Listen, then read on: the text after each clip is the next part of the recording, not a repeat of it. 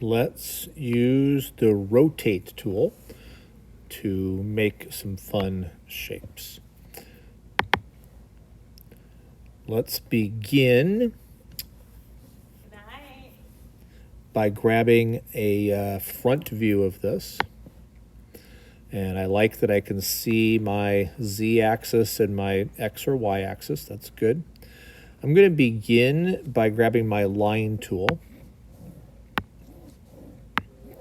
And I'm going to draw what's going to be an axis right here, straight up and down on that z-axis. So I'm just going to put my pencil there and just draw that. Okay. Next, I want to get my top view. I still see my origin. And this time I'm going to grab out of my drawing tools a circle. For the circle, I'm going to start at that origin. So I'm going to put my pen right there and stretch out a circle. The size of that really doesn't matter. Then I'm going to scooch over a little bit. And I'm going to pick the ellipse tool, which is right under the circle. And on this axis here, I'm going to start and stretch out an ellipse. Notice the ellipse is not touching the circle, but it is on the same line. I'm going to use my directional cube and double click it to go to 3D view. And what I see here, first of all, is that my circle and my axis are together and the axis goes right through the circle. I like that. I'm going to go ahead and give my circle a little bit of height. You can pick whatever you want. And I'm going to do the same thing with my ellipse. I'm going to bring that up a little bit. Okay. I'm going to go to my top view again because I don't really want these to be so far apart. So I'm going to double click on my ellipse and I'm going to use this arrow here. I know I can go right with it, but I can also go left with it. And I'm going to bring it over so it's touching or almost touching or just barely over touching that circle. Don't worry about this. That's the plane that has the sketch. If that bothers you, remember you can go up here to your layers, your items, and you can turn off by clicking the little eyeball that sketch plane. You can turn off any of the sketch planes if you want to. Close the items and double click my cube, back to 3D view. All right, we have a basic shape. Now we are ready to use the rotate tool.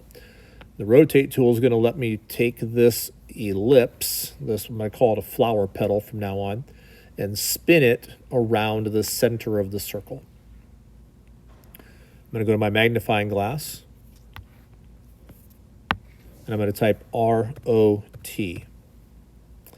That gives me a handful of options. I like the top option, rotate around axis. So I will choose that. This step has a few clicks. The first click involves selecting the entire flower petal. Notice that a single click doesn't get the whole petal. The edge of the petal, that face down there, is still gray. I need to hit it twice, get the whole thing blue. Once I've done that, I'm ready to click this little green arrow on this button. That tells me I'm done selecting faces. The next step is to click on the axis, not the circle, but the axis going through the circle.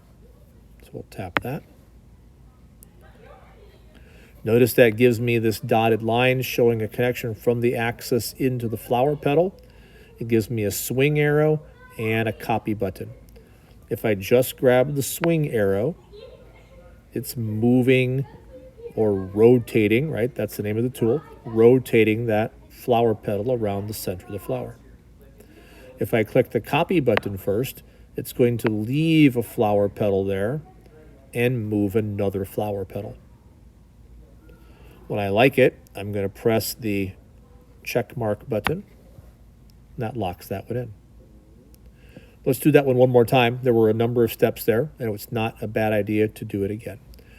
We'll begin with the magnifying glass. And if you don't see rotate around axis, you'll have to type in ROT, but I see it, so I'll tap it. Remember, the first step was to pick the flower petal. So I'm going to double click this one. And while I'm here, I'm going to try something. I'm going to double click the other flower petal. Let's see if I can rotate two things at the same time. When I'm done selecting them, I'm going to again click on the green arrow button. And now I need to click that line of axis, right?